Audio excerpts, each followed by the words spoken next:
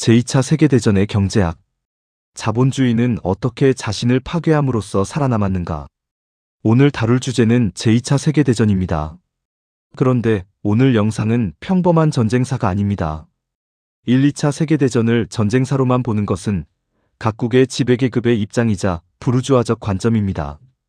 오늘날 노동자로 살고 있는 우리들이 그런 관점을 따라갈 필요는 없습니다. 노동자의 눈으로 역사를 바라볼 때 역사적 사건들의 내적 연관과 체제의 동학을 제대로 이해할 수 있습니다. 우리는 이 전쟁을 군사적 사건이나 외교적 실패로 보는 것이 아니라 하나의 거대한 경제적 사건으로 봅니다. 흔히 우리는 제2차 세계대전을 이렇게 이해합니다. 히틀러라는 광인이 나타났다. 일본의 군국주의자들이 폭주했다. 영국과 프랑스는 유화 정책으로 시간을 놓쳤다. 그래서 수천만 명이 목숨을 잃은 인류 최대의 비극이 벌어졌다고요. 그러나 이런 설명은 결정적인 질문 하나에 답하지 못합니다. 왜 하필 그 시점에 그 방식으로 그토록 많은 사회가 동시에 광기에 빠져들었는가 라는 질문 말입니다. 왜 1930년대였을까요? 그리고 왜 1939년이었을까요? 오늘 우리는 이 질문에 마르크스주의 정치경제학의 관점에서 답해보려 합니다. 1929년 대공황부터 1945년 종전까지의 16년을 자본주의 체제 자체의 내적 동학으로 설명해 보려는 것입니다.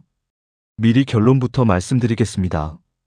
제2차 세계대전은 우연한 사건이 아니었습니다. 1929년의 대공황을 자본주의가 자신의 메커니즘만으로는 더 이상 해결할 수 없게 됐을 때 체제가 자신의 모순을 해소하기 위해 의식적이든 무의식적이든 도달할 수밖에 없었던 결론이었습니다. 오늘 내용은 조금 어려운 이야기일 수 있습니다. 그러나 천천히 차근차근 풀어보겠습니다. 1부, 자본주의는 왜 주기적으로 위기에 빠지는가? 먼저 우리가 반드시 알아야 할 마르크스주의 경제학의 기본 명제 하나가 있습니다. 자본주의가 주기적 경제 위기를 피할 수 없으며 그 위기의 근본 원인은 이윤율 저하 경향에 있다는 것입니다. 이 개념은 처음 들으면 어렵게 느껴지지만 사실 굉장히 직관적입니다. 자본주의 경제에서 이윤은 어디서 나올까요? 마르크스의 답은 명확합니다. 오직 인간의 살아있는 노동에서만 나옵니다. 기계는 이윤을 만들지 않습니다. 기계는 자기 가치를 생산물에 이전할 뿐입니다. 새로운 가치, 즉 이윤의 원천이 되는 잉여 가치는 오직 노동자의 산 노동만이 만들어냅니다. 그런데 여기서 자본주의의 모순이 시작됩니다. 자본가들은 서로 경쟁합니다. 경쟁에서 이기려면 더 좋은 기계, 더 자동화된 설비를 도입해야 합니다. 그래야 같은 시간에 더 많이, 더 싸게 생산할 수 있으니까요. 그래서 시간이 흐를수록, 즉 자본주의가 발전할수록 투자에서 기계와 설비, 즉 불변 자본이 차지하는 몫은 점점 커지고 살아있는 노동이 차지하는 몫은 점점 작아집니다. 이것을 마르크스는 자본의 유기적 구성의 고도화라고 불렀습니다. 여기서 문제가 무엇일까요? 이윤은 오직 산 노동에서 나오는데 정작 사한 노동의 비중은 점점 줄어든다는 것입니다. 그러면 투자한 총자본 대비 이윤율은 절대량은 늘 수 있어도 비율로서는 점점 떨어질 수밖에 없습니다. 이것이 이윤율의 경향적 저하 법칙입니다. 자본주의는 발전하면 할수록 자기 자신의 토대를 갉아먹는 경향을 가진다는 것이죠. 물론 이 경향은 절대적이지 않습니다. 상쇄하는 요인들이 있습니다. 첫째, 주기적 위기로 일부 자본이 파산해 사라져야 합니다. 그러면 살아남은 자본들이 그 시장과 자원을 차지해 다시 성장할 수 있습니다. 둘째, 새로운 지역으로 자본이 흘러갈 수 있는데요. 즉 제국주의입니다. 셋째, 노동자에 대한 착취율을 더욱 높이는 것입니다. 여기서 특히 주목해야 할 것은 첫 번째 요인, 주기적 위기를 통한 자본의 파괴입니다. 자본주의가 건강하게 작동하려면 역설적으로 주기적인 위기가 와서 비효율적인 자본을 청소해줘야 합니다. 마치 산불이 숲을 정화하듯이 말이죠. 그런데 만약 어떤 이유로 이 정화 메커니즘이 작동하지 않는다면 어떻게 될까요? 그것이 바로 1930년대에 벌어진 일이었습니다. 2부, 1929년, 왜 이번엔 달랐는가? 1929년 10월의 주식시장 붕괴 이전에도 자본주의는 여러 차례 큰 위기를 겪었습니다. 1873년부터 1890년대 중반까지의 대불황, 1907년의 공황, 1920년에서 1921년의 단기공황. 모두 심각했지만 모두 결국 극복됐습니다. 시장의 자동조절 기능, 부실 자본의 파산, 새로운 산업의 등장이 길을 열어줬습니다. 그런데 1929년 이후의 위기는 달랐습니다. 3년이 지나도 바닥이 보이지 않았습니다. 미국의 산업 생산은 46% 감소했고 독일은 그보다 더 심했습니다. 1932년에는 세계 실업자가 4천만 명에 달했습니다. 미국에서는 한때 노동인구의 거의 3분의 1이 실업 상태였습니다. 세계 무역량은 3분의 1로 줄어들었습니다. 왜 이번엔 달랐을까요? 답은 자본주의의 구조 자체가 바뀌어 있었다는 데 있습니다. 이전 세대의 고전적 자본주의에서는 시장에 비해 기업이 상대적으로 작았습니다. 한 기업이 망해도 다른 기업들이 그 자리를 차지하면 됐습니다. 위기는 자본을 정화하는 기능을 했습니다. 그러나 1880년대 이후 50년에 걸쳐 자본은 거대하게 집중됐습니다. 미국에서는 록펠러, 카네기, 모거니 트러스트와 합병을 통해 산업을 장악했고 독일에서는 카르텔이 형성됐습니다. 1901년 US 스틸 한 회사의 자본 규모만 14억 달러에 이를 정도였습니다. 이른바 독점 자본주의의 등장이었습니다. 독점 자본주의에서는 자본의 단위가 너무 커져버렸습니다. 한 자본이 무너지면 다른 자본까지 끌고 무너지게 됐습니다. 은행 하나가 파산하면 산업 전체가 흔들렸고 산업 하나가 무너지면 은행이 줄도산했습니다. 시장의 자동 정화 기능이 마비된 것입니다. 3부 대공황의 진짜 메커니즘. 흔히 사람들은 1929년 10월 29일 월스트리트의 주식시장 붕괴가 대공황을 일으켰다고 생각합니다. 그러나 사실은 정반대입니다. 산업 생산은 이미 1929년 봄부터 후퇴하기 시작했습니다. 미국의 자동차 생산은 그해 3월에 62만 2천 대에서 9월에는 41만 6천 대로 줄어들었습니다. 기계 생산은 6월부터 떨어지기 시작했고 철강 생산은 8월부터 감소했습니다. 9월과 10월에 이미 미국 전체 산업 생산은 연 20%의 비율로 하락하고 있었습니다. 유럽도 마찬가지였습니다. 독일은 1929년 여름에 이미 불황에 빠졌고 실업자가 190만 명을 넘었습니다. 벨기에는 3월부터, 영국은 7월부터 후퇴가 시작됐습니다. 10월의 주식시장 붕괴는 원인이 아니라 결과였습니다. 산업의 위기가 먼저였고 금융의 붕괴는 그것의 신호였습니다. 그러나 이것이 결정적입니다. 일단 금융 붕괴가 시작되자 그것은 다시 산업 위기를 가속하는 반작용을 했습니다. 신용이 마비됐습니다. 기업은 자금을 빌릴 수 없어 도산했고 도산은 다시 은행을 흔들었습니다. 미국에서는 지방은행 수백 곳이 파산했고 유럽에서도 대형 은행들이 무너졌습니다. 여기서 우리는 마르크스가 자본론 3권에서 말한 위기의 한 메커니즘을 봅니다. 호황 때 자본가들은 미래의 이윤을 담보로 대출을 받아 투자를 늘립니다. 그러나 어느 순간 상품이 팔리지 않기 시작하면, 즉 부분적 과잉 생산이 발생하면 그 부채를 갚을 수 없게 됩니다. 더 빌리려고 하니 은행도 위태로워지고 금리가 치솟습니다. 부분적 과잉 생산이 신용 시스템을 통해 일반적 공황으로 전환되는 것입니다. 자, 이제 핵심 질문입니다. 이 위기는 왜 끝나지 않았을까요? 답은 명확합니다. 자본의 규모가 너무 커져서 어느 자본도 파산하게 놔둘 수 없게 됐기 때문입니다. 시장의 자동 정화 기능이 마비됐기 때문입니다. 4부 위기에 대한 3가지 응답. 1932년에 이르러서야 각국 지배계급은 사태가 자동으로 해결되지 않는다는 사실을 인정했습니다. 그리고 3가지 길로 갈라졌습니다. 첫 번째 길은 자유방임의 지속이었습니다.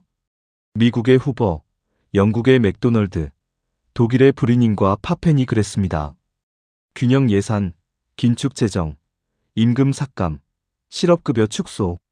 오늘날 우리가 신자유주의라고 부르는 것의 원형이었습니다. 결과는 참담했습니다. 위기는 더 깊어졌고 사회는 폭발 직전에 이르렀습니다.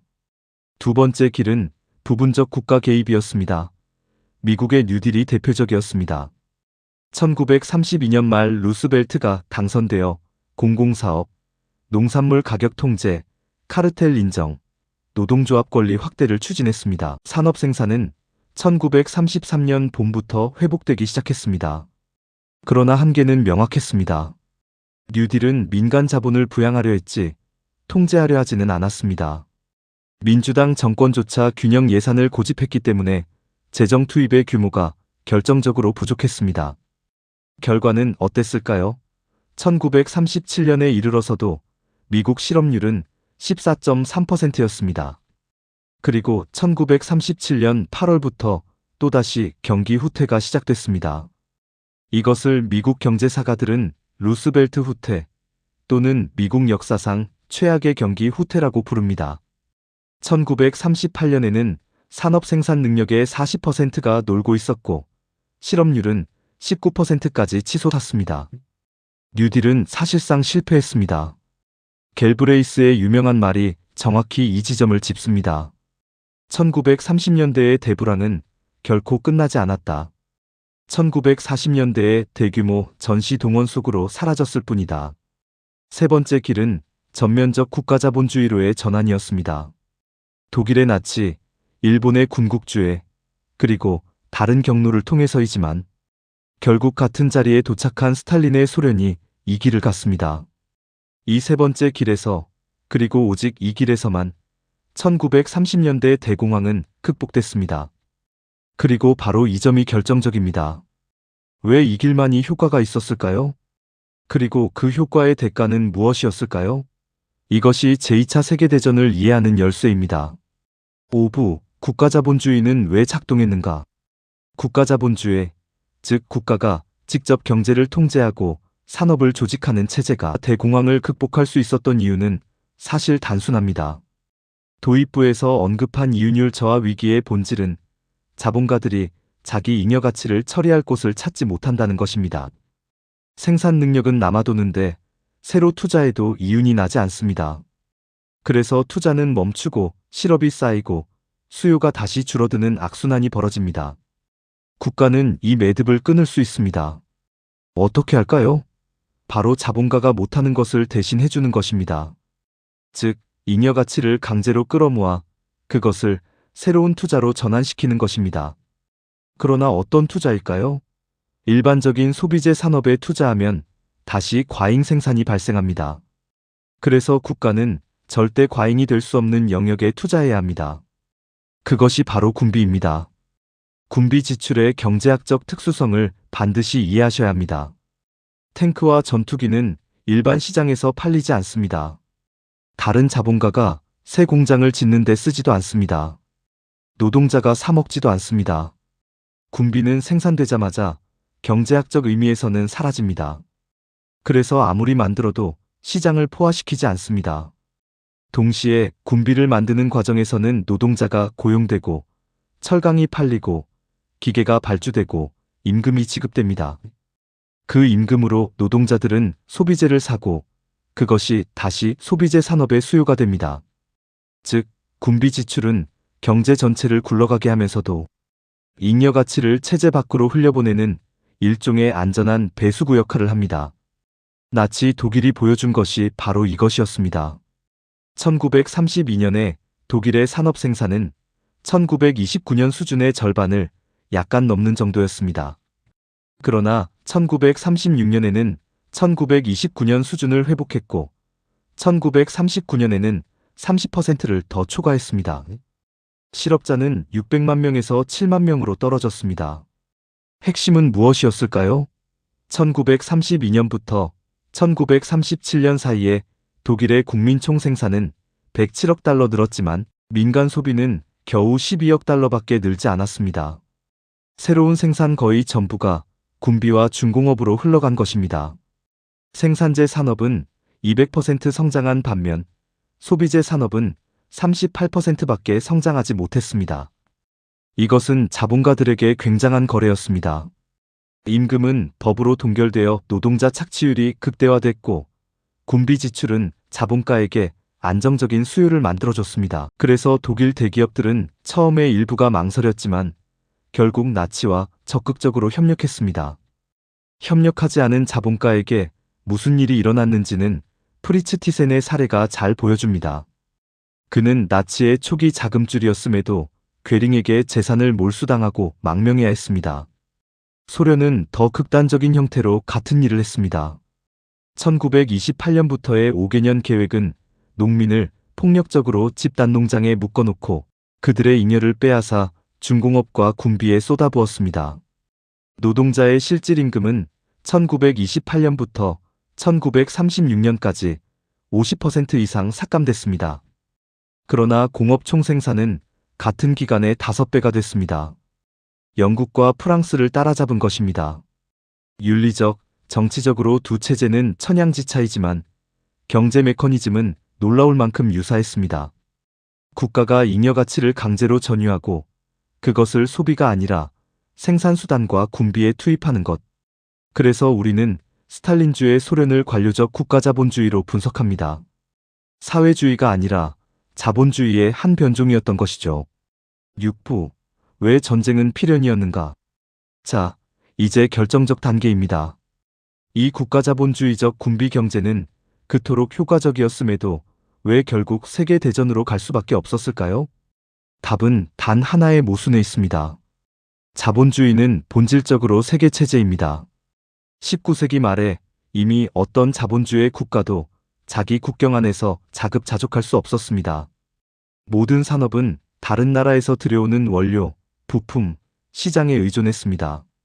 그런데 1930년대에 각국은 위기에 대응하기 위해 점점 더 폐쇄적이 됐습니다.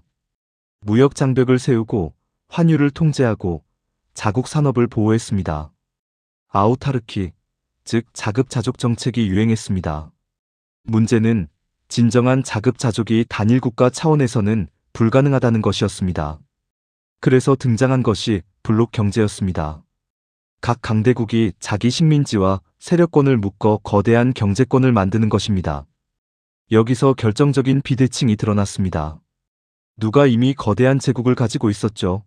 영국, 프랑스, 미국이었습니다. 그들은 별도의 군사적 모험 없이도 자기 식민지를 묶어 블록을 만들 수 있었습니다. 1938년까지도 이 세 나라의 국방비는 GDP의 1%를 넘지 않았습니다. 누가 제국이 없었나요? 독일은 제1차 세계대전 패전으로 식민지를 다 빼앗겼습니다. 일본은 대만과 조선이라는 작은 영토만 가지고 있었습니다. 이탈리아도 변변한 식민지가 없었습니다. 그러나 이 뒤늦은 자본주의들도 국가자본주의적 경로로 위기에서 탈출하려면, 즉 군비 경제를 지속시키려면 잉여 가치의 새로운 원천이 필요했습니다.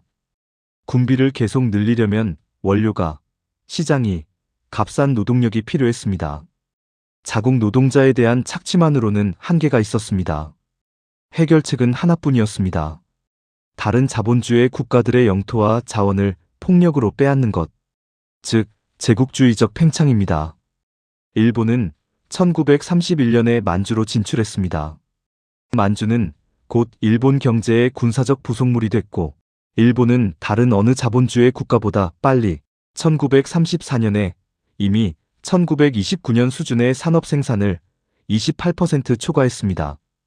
독일은 1938년에 오스트리아를, 1939년에 체코슬로바키아를 합병했습니다. 매번 합병할 때마다 군사적 경제적 잠재력이 커졌습니다. 그리고 매번 기존 제국 체제의 질서를 위협했습니다. 여기에는 자기 강화적 동학이 있었습니다. 군비 경제로 대공황에서 빠져나오려면 자원과 시장이 더 필요해진다. 그래서 영토를 확장한다. 기존 제국들이 적대시한다. 더 많은 군비가 필요해진다. 더 많은 영토가 필요해진다는 사실.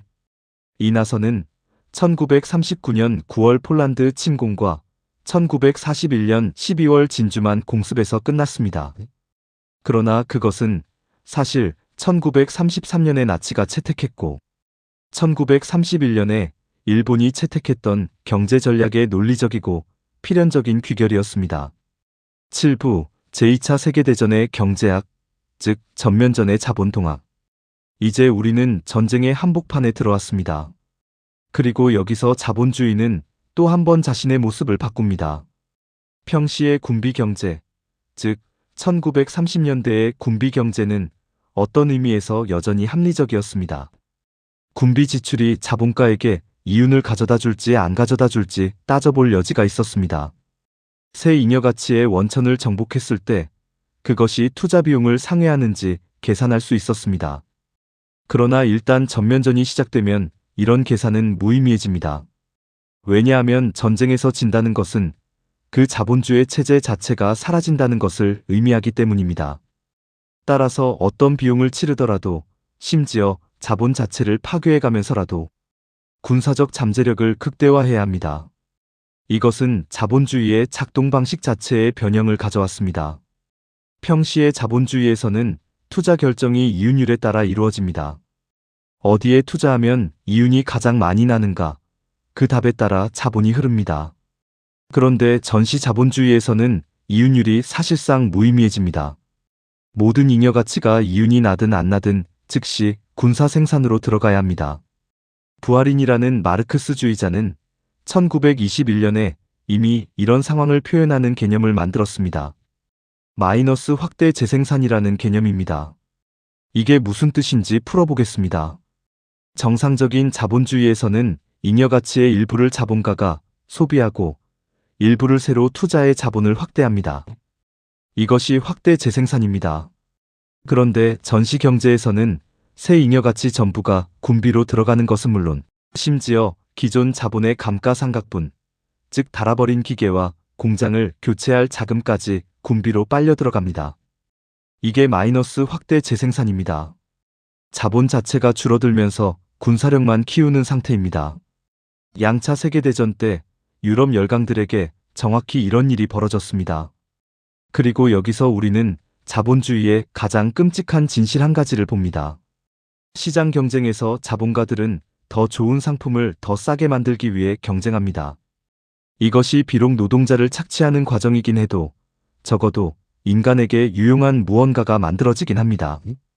그러나 전시의 국가자본주의들 사이의 경쟁에서는 더 많은 파괴력을 더 빨리 축적하기 위해 경쟁합니다. 한쪽이 탱크를 1만 대 만들면 다른 쪽은 1만 5천 대를 만들어야 합니다. 한쪽이 폭격기 1천 대를 띄우면 다른 쪽은 그것을 격추할 전투기와 그 도시들을 폭격할 더 많은 폭격기가 필요합니다.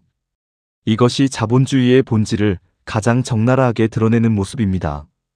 인간이 자기가 만든 것에 지배당하는 마르크스가 말한 소외된 노동의 가장 끔찍한 표현입니다. 8부 미국 전쟁이 끝낸 대공황. 그러나 제2차 세계대전의 경제학에는 또 하나의 측면이 있습니다. 그리고 이것이 어쩌면 가장 충격적인 측면입니다. 위에서 보았듯이 미국의 뉴딜은 8년 동안 대공황을 끝내지 못했습니다. 1938년에도 노동자의 17.2%가 실업 상태였고 산업 설비의 28%가 놀고 있었습니다. 그런데 1941년 미국이 참전하자 무슨 일이 일어났을까요? 연방정부는 막대한 자금을 들여 새 군수공장들을 건설했습니다. 1941년 한 해에 연방정부의 자본 지출이 1939년 미국 제조업 투자 총액보다 50% 더 많았습니다. 1943년에는 미국 전체 신규 투자의 90%를 국가가 담당했습니다. 이 돈이 어디로 갔을까요? 비생산적인 곳, 즉 무기로 갔습니다. 그러나 그 비생산적인 지출이 1930년대 내내 놀고 있던 노동력과 설비를 모두 가동시켰습니다. 수치를 보십시오. 1940년에 970억 달러였던 미국 국민 생산은 1943년에 1850억에서 1900억 달러로 거의 2배가 됐습니다. 같은 기간 군비 지출만 900억 달러였습니다. 그런데 놀랍게도 군비 지출이 이렇게 폭증하는 와중에도 민간 소비조차 늘어났습니다. 배급제와 전시 통제에도 불구하고 말입니다. 실업자 900만 명이 3년 만에 100만 명 이하로 줄었습니다. 노동인구는 6,290만 명으로 폭증했습니다. 미국에서 전쟁은 뉴딜이 8년 동안 하지 못한 일을 2년 만에 해냈습니다. 대공황을 끝낸 것입니다. 이것은 무엇을 의미할까요? 자본주의가 1929년의 위기를 자기 안의 메커니즘으로는 해결할 수 없었다는 것입니다. 시장도 케인스주의적 자극도 부분적 국가 개입도 충분하지 않았습니다. 오직 거대한 국가의 폭력적 개입과 결국 인류 사상 최대의 파괴 행위가 자본주의를 위기에서 건져냈습니다. 결론. 지금까지의 이야기를 정리해 보겠습니다. 제2차 세계대전은 우연이 아니었습니다. 그것은 1880년대 이후 형성된 독점 자본주의가 1929년에 이르러 자기 자신의 메커니즘으로는 위기를 해결할 수 없게 됐을 때 체제가 도달할 수밖에 없었던 출구였습니다. 물론 이것은 누가 의식적으로 계획한 것이 아닙니다. 히틀러도 무솔리니도 도조 히데키도 자기 행동이 자본주의 위기의 구조적 해결책이라는 자각으로 움직인 것은 아닙니다. 그들은 자기 국가의 이익을 추구했을 뿐입니다. 그러나 마르크스주의 역사관의 핵심은 바로 이것입니다. 개인들의 의도와 무관하게 그들의 행동은 어떤 구조적 동학 안에서 일어납니다. 그들이 선택할 수 있는 길은 그 구조에 의해 좁게 한정됩니다. 그리고 그들이 결국 선택한 길은 다른 모든 가능한 길이 막혔을 때 그 구조의 논리적 결과였습니다. 대공황을 시장 메커니즘으로 해결할 수 없었던 자본주의는 국가자본주의로 갔습니다. 국가자본주의는 군비 경제를 통해 호황을 만들어냈습니다. 그러나 군비 경제는 영토 확장 없이는 지속될 수 없었습니다. 그래서 전쟁이 왔습니다. 그리고 전쟁은 미국에서 마침내 대공황을 끝냈습니다. 여기서 우리는 자본주의의 본질에 관한 가장 잔혹한 진실 하나를 마주합니다. 1932년에 미국 노동자의 3분의 1이 실업 상태였을 때 창고에는 곡식이 썩어가고 공장에는 기계가 놀고 있었습니다. 인간의 필요는 차고 넘쳤습니다.